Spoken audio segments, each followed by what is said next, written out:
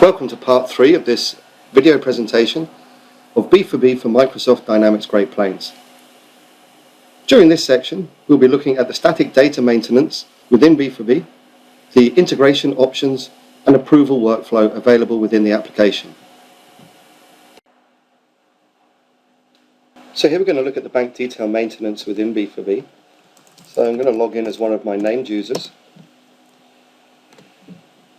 And as you can see, this particular user has got access to multiple bank formats within the system.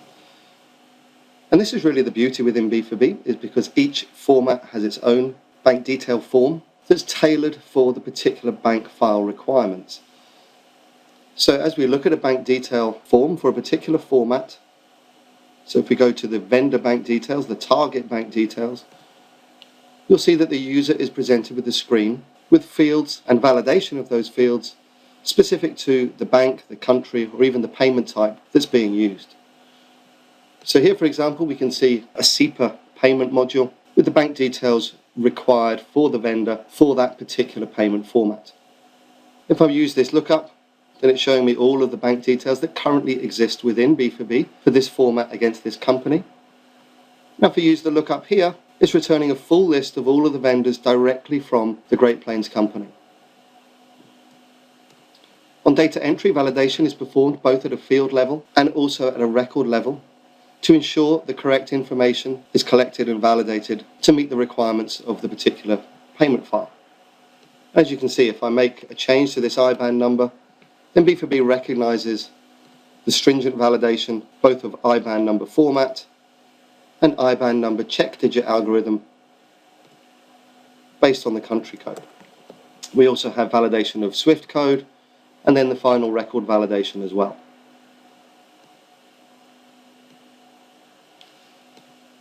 So if I change to a different payment module, we'll see the user is presented with a completely different set of fields on the bank details. So again, if I look at bank details now for the vendor using the US ACH payment module, we can see here a completely different set of fields and different validation of that data. So here we have a transaction type, we have our routing code, our ABA routing number, which has a check digit algorithm, and then the other mandatory bank details for this particular payment module. So each and every payment format will have its own bank detail form, and B4B should be regarded as the master to store all of bank details for both your checkbooks and all of your vendors. So of course, during an initial implementation of B4B, there will be some work required to get all of your bank details into the B4B system. However, there is a transfer facility available with the application that allows you to import data from virtually any other system. So we can import data from a spreadsheet template, from a flat file, or from a database or database tables. So very quickly and easily, if you hold your data already within Great Plains or some other system, we can utilize the transfer mechanism to bulk load that data into B4B to save having to rekey all of the information. From that point forward, B4B should be regarded as the master, as it's from here that all of the data will be sourced during the creation of the bank file. So effectively, bank details within Great Plains are redundant. However, we can utilize the transfer facility to maintain synchronization between B4B and Great Plains. So to demonstrate that, if I go into my bank details, and if we select one of our vendors, so firstly, if I try and make a change to this check digit routing number and save it, we can see it now fails the check digit algorithm check. If I make a change to the bank account number for this particular vendor and save it, we can now see here it's triggering the B4B bank detail approval module. So here we can wrap approval around bank detail maintenance on creation, amendment, and deletion. And here we're forcing the user to enter a reason as to why they're changing this particular record.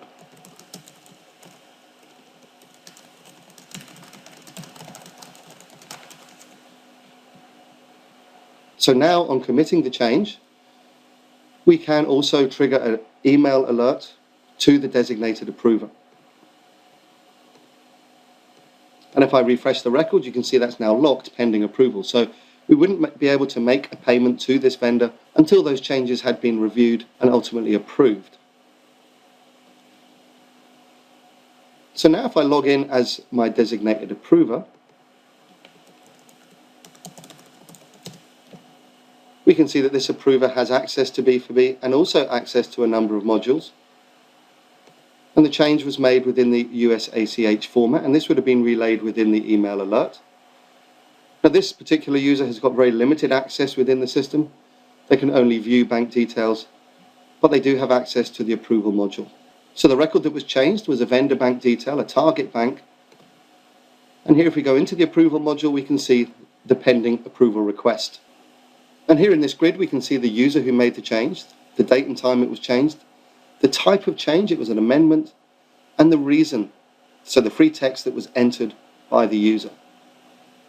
Further to this, the approver can actually drill down and view the entire bank detail record. And more importantly, the approver can interrogate the audit data, so they can actually view at a field level what it is that's been changed. So here's the audit data report, showing it was the bank account number that's been changed, the value before and the new value, and it was an amendment here. So on this basis, we now have the ability to approve or to reject the change. So if I go ahead and approve, then at this point, it will notify the originator that that approval has been completed, and it will unlock the record so that it's then available during a payment run.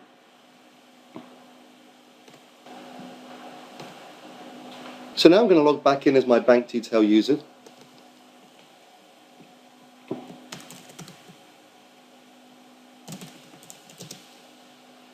And again, I'm going to go to the target bank details function. And we're going to make another change, this time to this vendor Beaumont. And I'm going to change the bank details here. And the account number and the routing code. And save this for approval.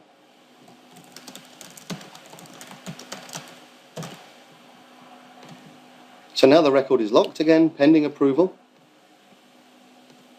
So if we log back in as our approver,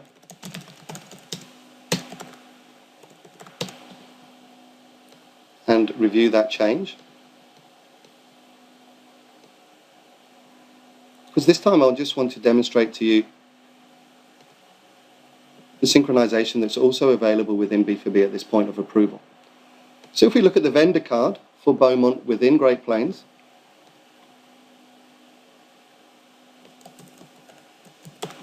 we can see that currently the remit to address is set to primary. So if we look at that address, there is no other address record for Beaumont at this time, and there is no bank detail within the system.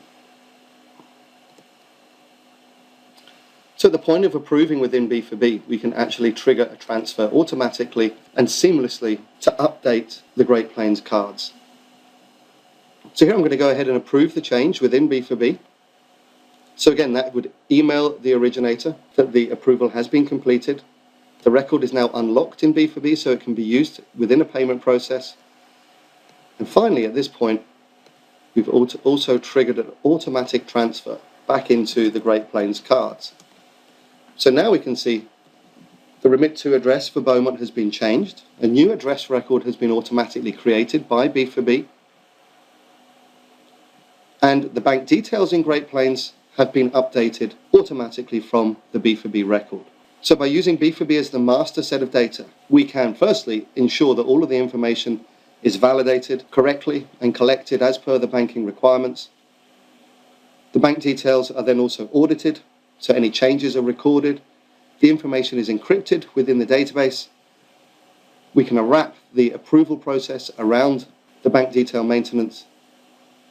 And then finally, we can use the transfer mechanisms to automatically synchronize data between the two systems.